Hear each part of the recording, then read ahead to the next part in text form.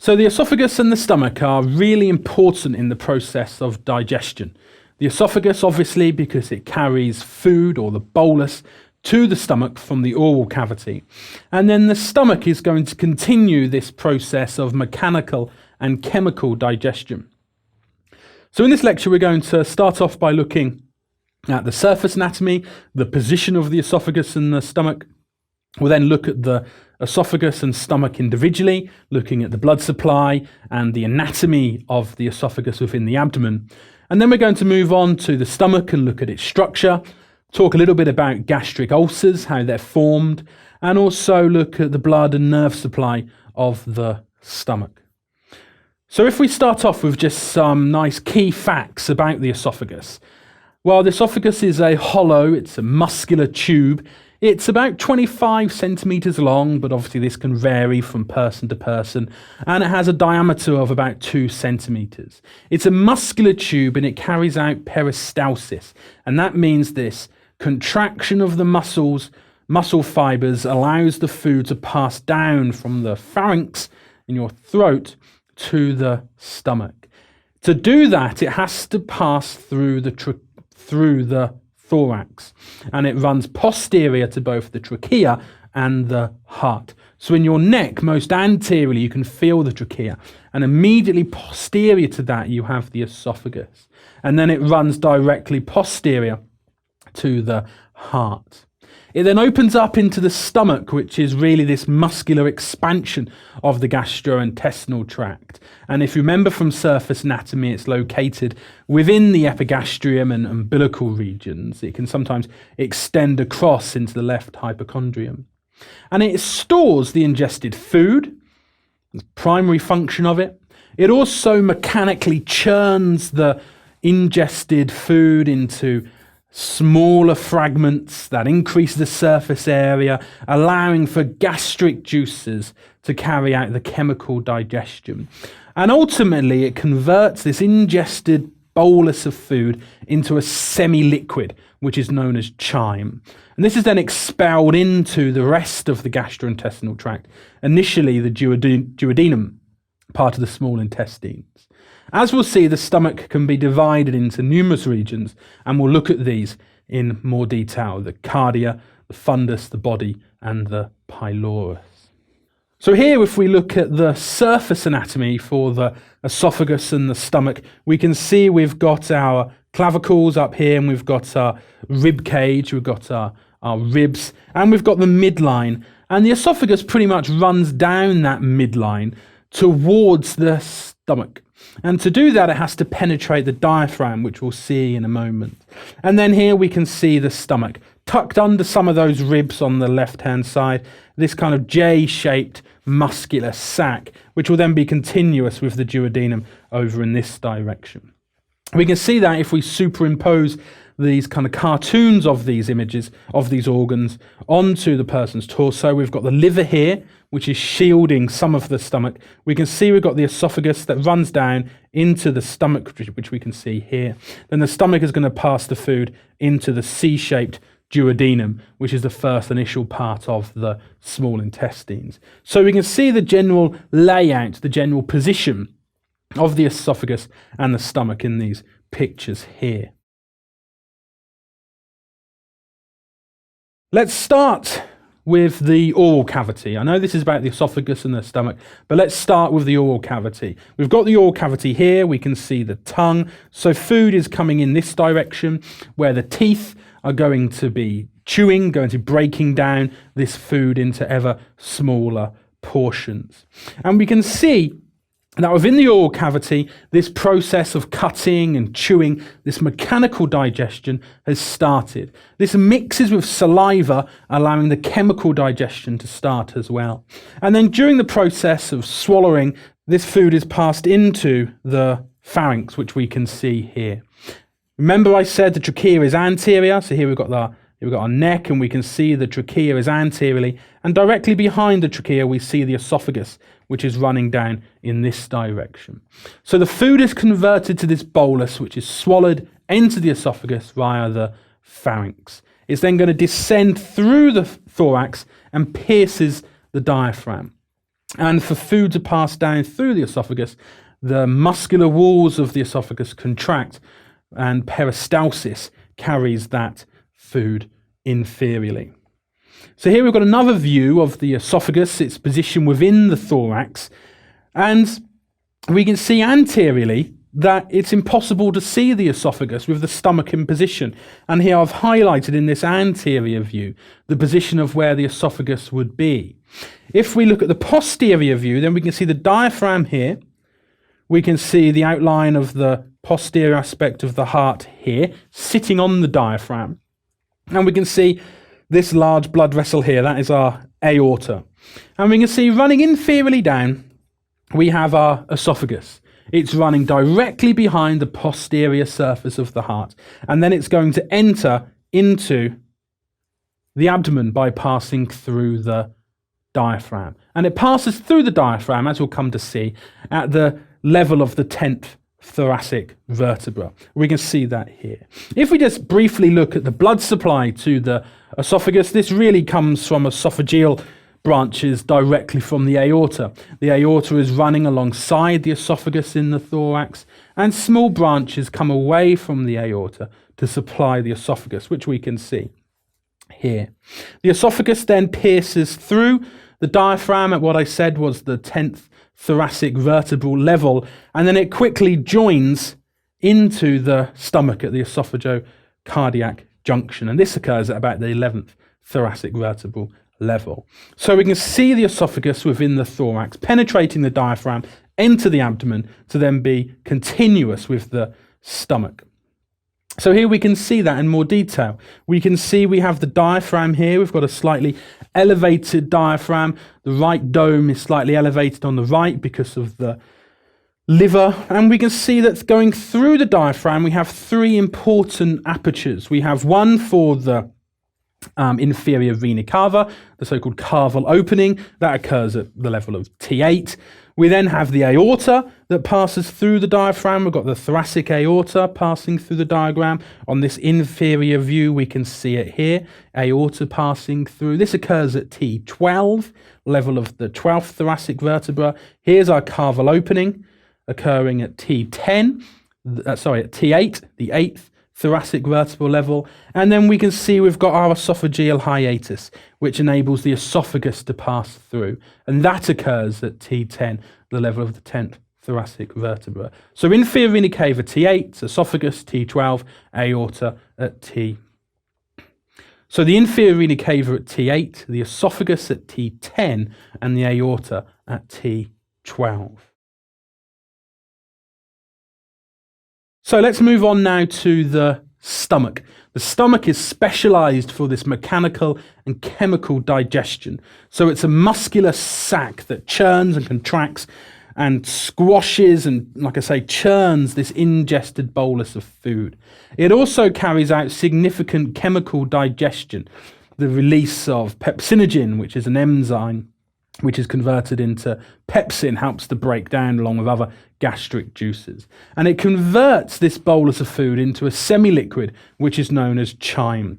If we look at the diagram, we can see here we've got the esophagus joining the stomach, and this region of the stomach we know as the cardiac region. So this region here is known as the cardiac region, and it opens up via the cardiac orifice. That's the junction between the esophagus and the stomach. We can then look at some other regions of the stomach superior to this junction. This region here, we have the fundus. So we have the fundus in this region here. We have the cardiac region here. The fundus is usually filled with gas that's being produced via this chemical digestion. And then we have this large space in here, which is the body of the stomach. And we can see on the internal structure of the stomach, it's thrown into these series of folds called rugae.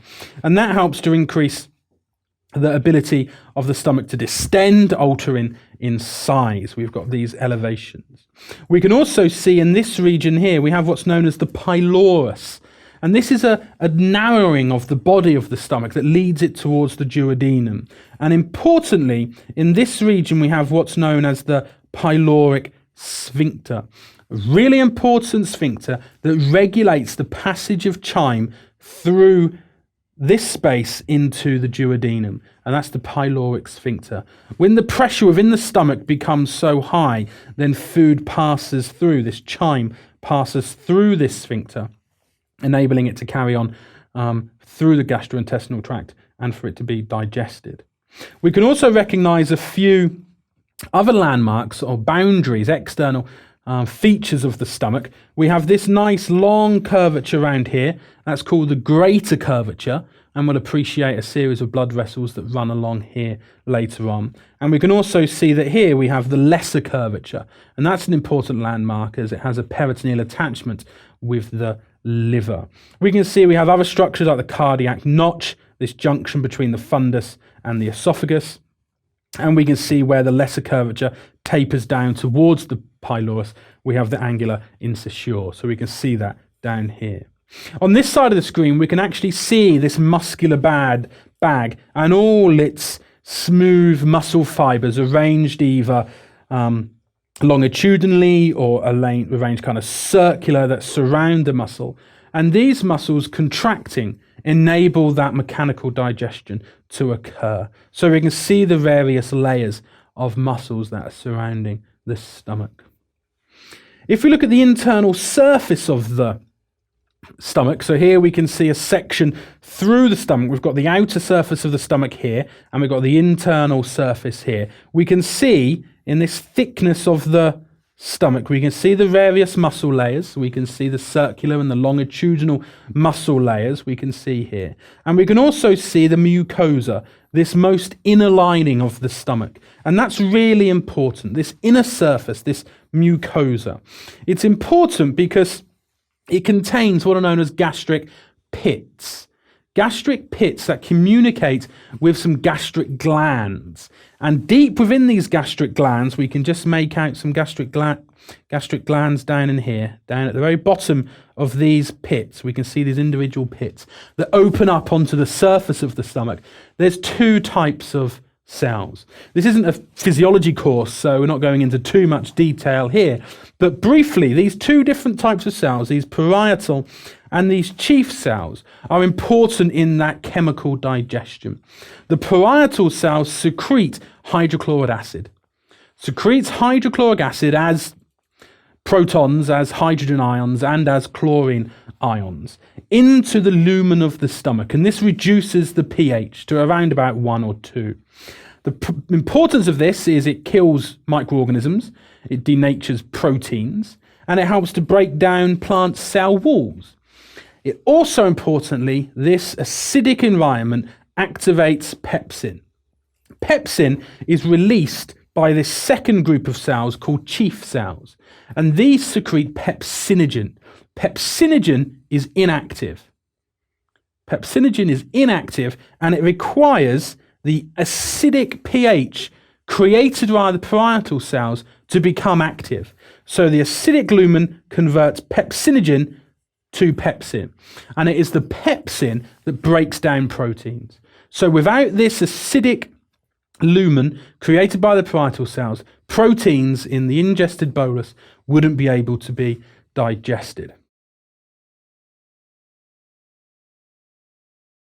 You've got these acid-producing cells, these parietal cells, creating acid within the lumen of the stomach.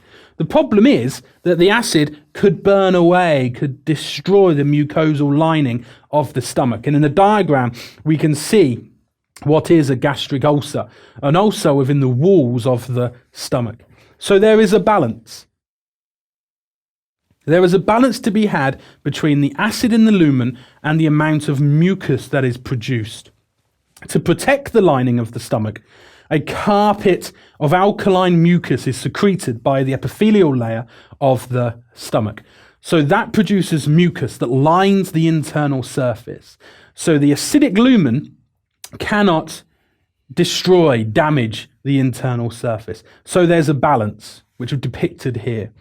Reduction in mucus production or an increase in the acid content of the lumen can lead to perforation of the wall of the stomach. And that can be particularly nasty, can be particularly painful and very serious.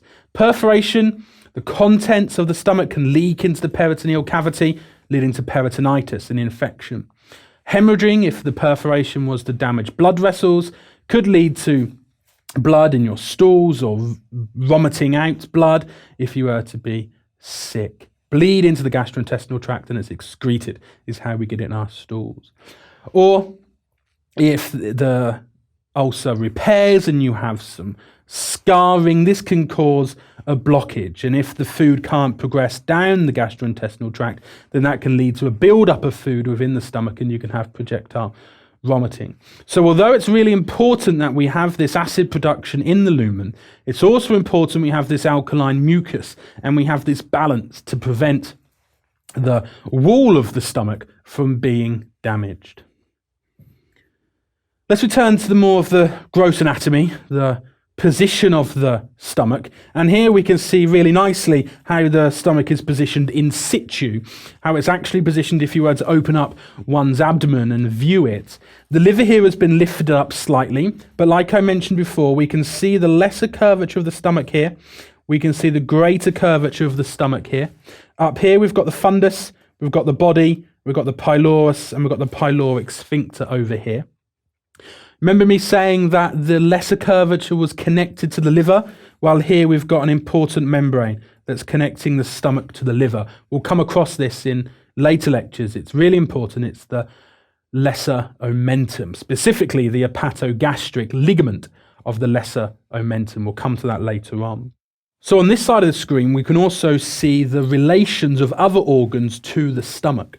So on this side, we can see what is the anterior view, and here we can see the posterior view. Now, you may not be familiar with the position of these organs, so it may not make a lot of sense right now, but by the end of the course, when we've spoken about these other regions, these other organs, you'll be able to imagine the precise position of the stomach. So we can see anteriorly, and this links very well to this diagram here. We can see we've got the liver here, and so we can see the liver is having this impression. If the liver had flopped down, if it hadn't been elevated, which we can see in this diagram, it would be lying over the stomach. Over here, we've got the diaphragm.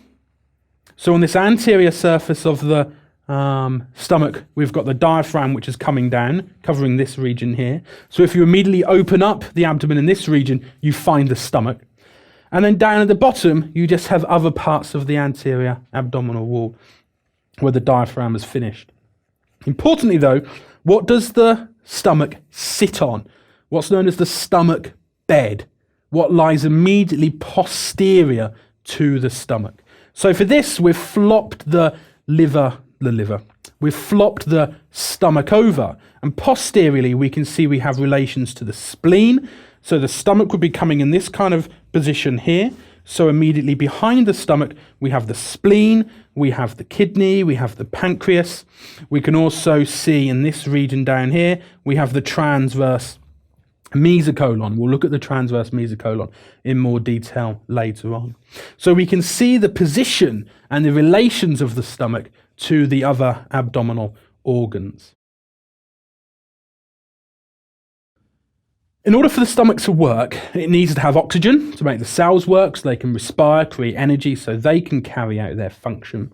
And it also needs to have venous drainage. So we're going to look at the vasculature of the stomach. And importantly, you just need to remember again the lesser curvature and the greater curvature running around the right and the left borders of the stomach. So we can see that if we concentrate on the lesser curvature, we have two what are known as gastric blood vessels. The left and the right gastric blood vessels. These come either directly or indirectly from an important blood vessel known as the celiac trunk. And we'll cover this in later lectures where we look holistically at all of the blood vessels at once because it makes more sense that way. But individually, running along the lesser curvature, we find we have the left gastric artery and we find we have the right gastric artery. And these arteries will form a complete circuit along this lesser curvature, the two gastric arteries. We can then see with this greater curvature, we have two more blood vessels. We have the left gastroamental and the right gastroamental. And these are going to be coming in this direction and this direction, right and left gastro and mental arteries. And again, these will join to form a circuit around this greater curvature. So how can you remember your greater curvature and your lesser curvature vasculature? Well, gastric is a short word gastric for the lesser curvature, the small of the two curvatures. Gastromental is a longer word, and that runs around the longer, greater curvature. You can also see we have some short gastric blood vessels that supply the fundus, and these come off the splenic artery, which we'll see later on. The venous drainage mirrors the arterial supply. So if you're happy with the arterial supply, then just convert the word artery to vein, and you have gastric veins and you have gastromental veins. These pass back to the liver via what's known as the portal system. And again, we'll cover that in more detail. So this is the vasculature of the stomach. We also need to look at how the stomach's activity is controlled. And to do that, we look at the nerve supply. I'm sure some of you are familiar with the autonomic nervous system. This is part of the nervous system that we're not consciously in control of, not like the somatic nervous system, which controls the skeletal muscle that allows me to contract biceps. The autonomic nervous system is ticking over all of the time. And we can see here in purple and in green, we have two different parts of it. We have the parasympathetic and the sympathetic. Now, for the stomach, its activity is controlled by the autonomic innervation, and increases of its activity are controlled via the parasympathetic nervous system. This increases activity. This will increase the rate of peristalsis, increase the production of acid, the release of pepsinogen. And it's controlled via the main parasympathetic nerve of the body, the vagus nerve. This enters into the abdomen. The vagus nerve starts high up in the neck at the base of the brain from a region called the medulla, and it passes down the thorax, enters the abdomen via the esophageal hiatus, and then it spreads over the surface of the stomach. It also gives branches to what's known as the celiac plexus, and we'll cover that in a later class because that controls other parts of the abdominal viscera. So this vagus nerve controls the activity of the stomach, and it really increases the activity. Once you've had dinner, you go and sit down in the lounge and do any kind of activity. The digestion of the food is controlled by the parasympathetic via the vagus nerve. If you want the activity to go down, so if you're doing activities that don't really require your stomach to work that heavy, then that's why the sympathetic division, okay, the sympathetic division of the autonomic nervous system dampened down the activity of the stomach. And this is via a nerve called the greater splanchnic nerve. And we'll look at splanchnic nerves again in greater detail when we cover the nerve supply, and which we can see here. The autonomic nerves are going to be covered in more detail in lecture 20. So don't worry too much right now if you're not quite fully comfortable with these. We will go over it in greater detail in the last lecture of this abdominopelvic series. So in conclusion, we've looked at the esophagus and the stomach. We've looked at the location of both of these within both the thoracic cavity, where it's relevant for the esophagus, and the abdominal cavities. We then looked at the esophagus and stomach individually with their blood supply and how the esophagus enters into the abdomen. And then the stomach, where we looked at its various muscular layers, regions, curvatures.